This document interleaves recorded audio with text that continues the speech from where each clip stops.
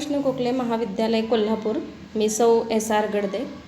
नमस्कार विद्यार्थी मित्रमैत्रिणींनो, इयत्ता 12वीच्या अभ्यासक्रमातील आपण घटक जो बघत होतो त्या घटकाचं नाव आहे कथा, साहित्य प्रकार, परिचय। पाठीमागच्या 2 तासामध्ये आपण कथा म्हणजे काय, कथेची पूर्वपीठिका, तसेच कथेचे घटक, कथेमध्ये कोणकोणते घटक असतात हे पाहिलेलं आहे। तर थोडीशी उजळणी म्हणून मी तुम्हाला परत सांगते। तर कथा म्हणजे काय, तर कथेमध्ये काय असतं, तर कथा म्हणजे गोष्ट, कहाणी, हकीकत, प्रसंग इत्यादी गोष्टी आपण सांगण्याची आणि ऐकण्याची आवड माणसाला पूर्वीपासून आहे आणि कथा म्हणजे गोष्ट आपण असं होतो। तर ह्या कथेचे घटक आपण पाठीमागच्या तासाला पाहिलेले आहेत। आता कथेची वैशिष्ट्य कोणती आहेत, तर कथा जेव्हा लिहिली जाते तेव्हा त्या कथेमध्ये वेगवेगळी वैशिष्ट्ये असतात। तर त्या वैशिष्ट्याने युक्त अशी ही कथा असते।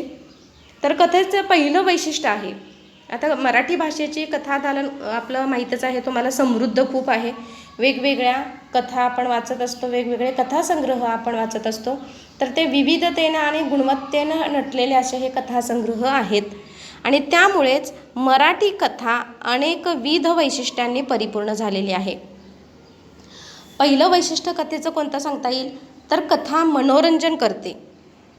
तर कथा मनोरंजन करते म्हणजे काय, तर मराठी कथा विलक्षण मनोरंजक आहे। आपली ती करमणूक करत असते, तिची खुमारीच मोठी न्यारी आहे आणि मराठीत सर्वात जास्त वाचला जाणारा साहित्य प्रकार म्हणजे कथा।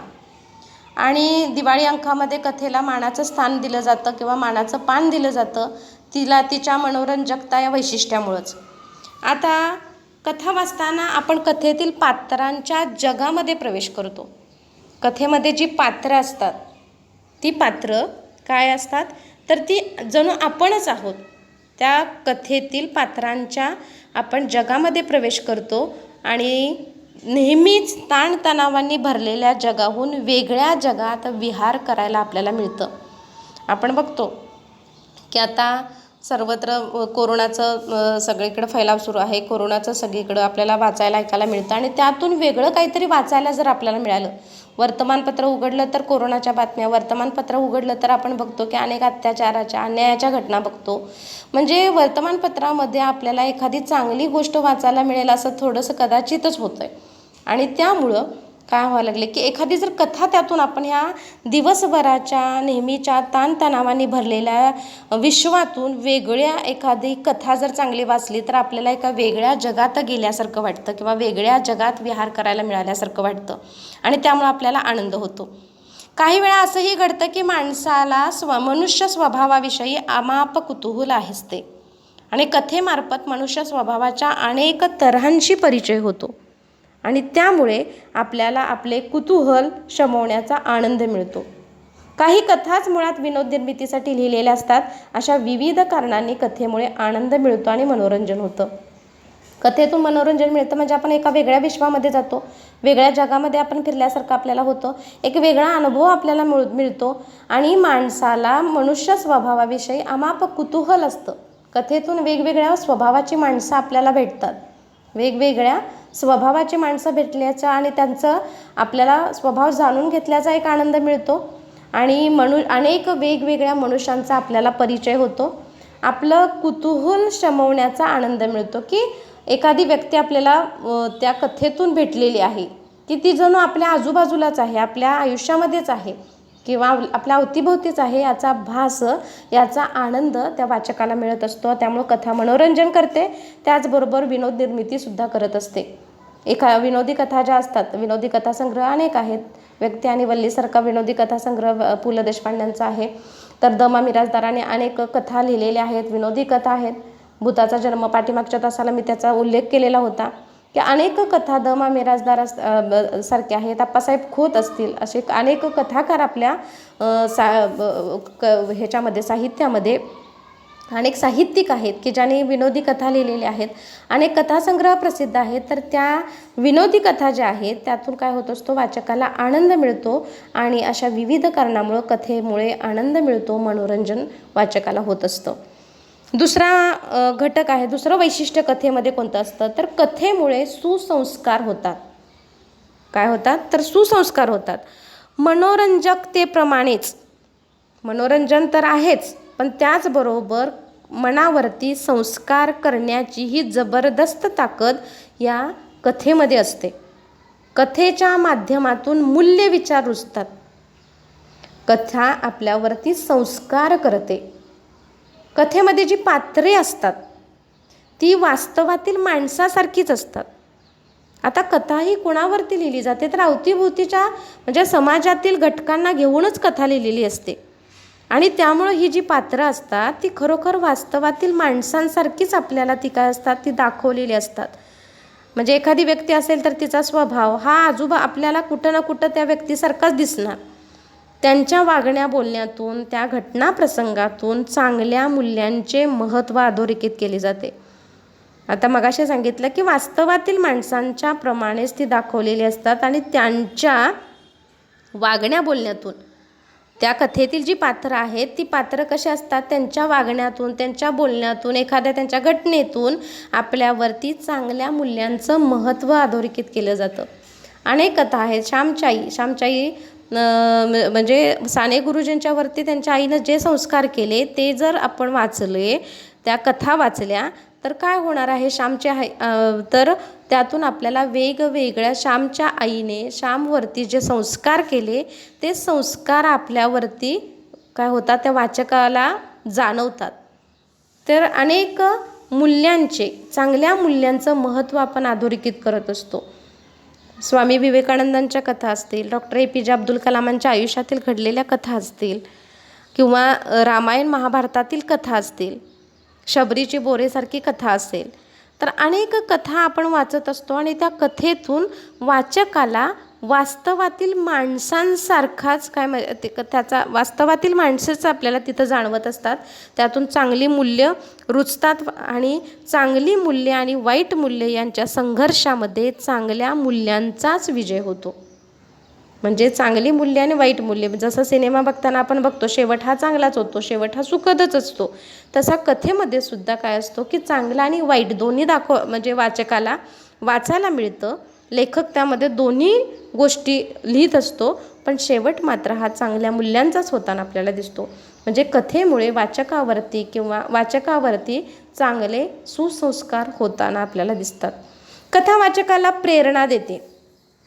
एखादी कथा वाचल्यानंतर आपण त्यातून प्रेरणा घेतो. जसं डॉक्टर APJ अब्दुल कलामांचं जर आपण आत्मचरित्र वाचलं तर ती कथा नव्हे, पण त्यांच्या आयुष्यामध्ये ज्या काही छोट्या छोट्या गोष्टी आपण त्या आत्मचरित्रामध्ये आहेत त्या वाचत असताना किंवा कथा वाचत असताना एखादी आपल्याला त्या वाचकाला त्यातून प्रेरणा मिळते, स्फूर्ती मिळते, त्यातून आपण बोध घेत असतो.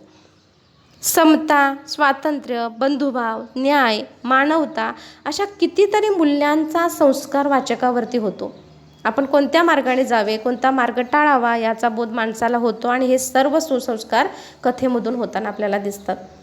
म्हणजे जी काही मूल्ये आहेत, समता आहे, स्वातंत्र्य आहे, बंधुता आहे, न्याय आहे, त्याचबरोबर मानवता, ही जी मूल्ये आहेत ते मूल्य रुजवण्याचं काम कथेमधून होत असतं. हे मूल्ये वाचकांच्यामध्ये रुजवण्याचं काम कथा करते आणि त्यामुळे कोणत्या मार्गाने आपण गेलं पाहिजे, योग्य मार्गानं का अयोग्य मार्गानं हे दाखवण्याचं काम किंवा अयोग्य मार्ग टाळण्याचं काम, वाईट मार्ग टाळण्याचा उपदेश सल्ला या कथा देते आणि त्यातून वाचक खरोखर चांगला बोध घेत असतो. म्हणून कथेमुळे सुसंस्कार वाचकावरती होत असतात. तिसरं आहे कथा वाचकांची उत्कंठा वाढवते. आता कथा म्हणजे गोष्ट, कथा म्हणजे हकीकत, कथा म्हणजे काय आहे तर प्रसंग, म्हणजे ह्या सगळं सांगत असताना त्याला आपण कथा असं म्हणतो. तर कथेमध्ये काय असतं तर एकमेकामध्ये घटना गुंफलेल्या असतात. एकमेकामध्ये घटना गुंफत आपण ती कथा पुढं सरकत असते, पुढं जात असते. तर कथेमध्ये पुढे काय होते किंवा पुढे काय होणार अशी वाचकाला वाचत असताना उत्सुकता राहते की ह्या कथेचा शेवट काय असेल, ह्या कथेमध्ये शेवटी काय होणार, ही उत्कंठा वाचकाला सतत लागत असते. आणि वाचक स्वतःचे काही अंदाज बांधतो की वाचत असताना आपण की पुढे असा असा शेवट होईल असं वाचक आपल्या मनामध्येच काय करत असतो, त्याचा अंदाज बांधतो आणि लेखक घटनांची गुंफण इतक्या कौशल्याने करतो की वाचकाचे अंदाजही कोलमडून पडतात. की जसं सिनेमा बघताना आपण म्हणतो की शेवट हा असा असा होईल, पण त्या सिनेमाचा शेवट हा वेगळाच काहीतरी काय करत असतो, जो निर्माता आहे, जो दिग्दर्शक आहे किंवा ज्याने तो चित्रपट लिहिलेला आहे, लेखक आहे, तर त्यानं त्याचा शेवट वेगळाच केलेला असतो, म्हणजे आपला अंदाज काही वेळा चुकतो. तसं इथं सुद्धा वाचकाचा अंदाज काय होत असतो, बऱ्याच वेळेला कोलमडून पडतो किंवा चुकतो. इतकी घटनांची गुंफण लेखकानं कौशल्याने केलेली असते त्या कथेमध्ये. त्यामुळे त्याची उत्सुकता आणखीनच वाढते आणि मनुष्य स्वभावाचे अकल्पित नमुने वाचकांसमोर येतात. वाचकाला परत परत काय वाटतं की कथा किती सुंदर लिहिलेली आहे, किती छान कथा लिहिलेली आहे, की शेवट हा असा होईल असं वाटत होतं, पण तो वेगळ्याच पद्धतीनं लेखकानं तिथं शेवट केलेला आहे आणि त्यामुळे त्याची आणखी वाचण्याची उत्सुकता वाढते. त्यांच्या ज्ञानामुळे वाचक अधिक प्रगल्भ होत जाण्याचा एक उदात्त आनंद वाचकाला मिळतो.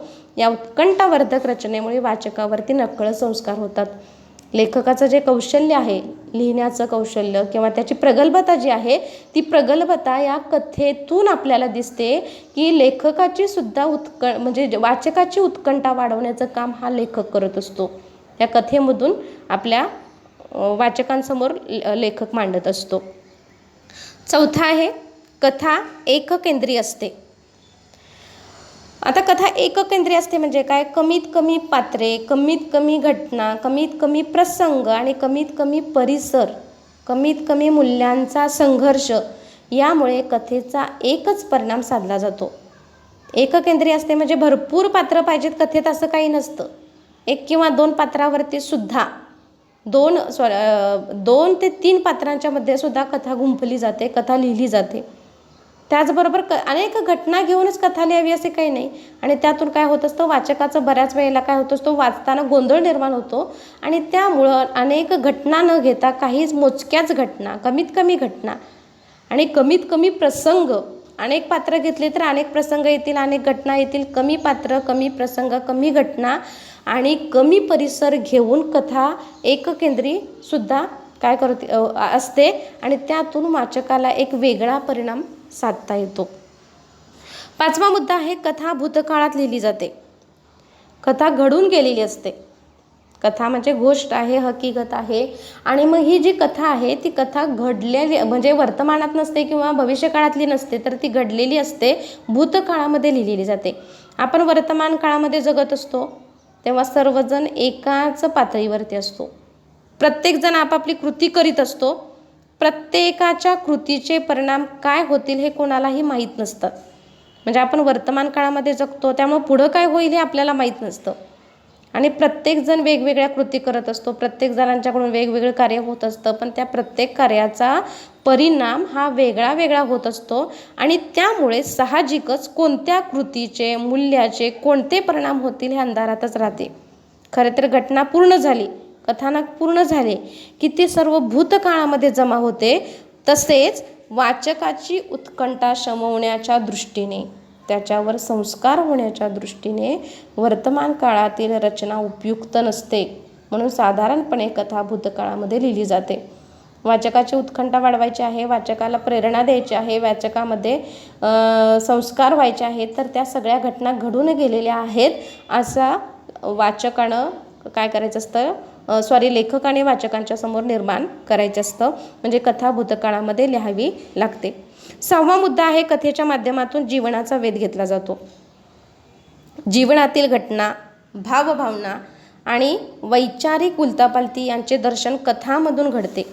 6वा मुद्दा काय आहे बघा, कथेच्या माध्यमातून जीवनाचा वेध घेतला जातो. म्हणजे काय, कथा मानवी जीवनाचा थेटपणे वेध घेते. कथेमध्ये कोण असतं, तर कथेमध्ये जी पात्र असतात ती कोण असतात, मनुष्य असतात, मानव असतात आणि माणसाच्या जीवनाचा वेध घेण्याचं काम हा लेखक करत असतो. कथेमध्ये जे मानवी जीवनाचा आपण थेटपणे वेध घेतो ती जीवनस्पर्शी असते. मानवाच्या जीवनाशी निगडीत ही कथा लिहिली जाते. राजा राणे असो किंवा एखादा टॅक्सी ड्रायव्हर असतो, एखादी नर्स किंवा गावातला लोकसेवक, प्रत्येकाच्या जीवनातील घटनांचा आणि भावभावनांचा वैचारिक उलथापालथींचा धांडोळा घेण्याचं ताकद या कथेमध्ये असते. म्हणजे जीवनस्पर्शी असते, मानवी जीवनाचा वेध घेणारी असते. त्यातून कोणत्याही म्हणजे पात्रांचा काय केला जातो, जीवनातील घटनांचा, भावभावनांचा, वैचारिक उलथापालथींचा तिथं धांडोळा म्हणजे त्यांचा उहापोह घेण्याची ताकद या कथेमध्ये असते.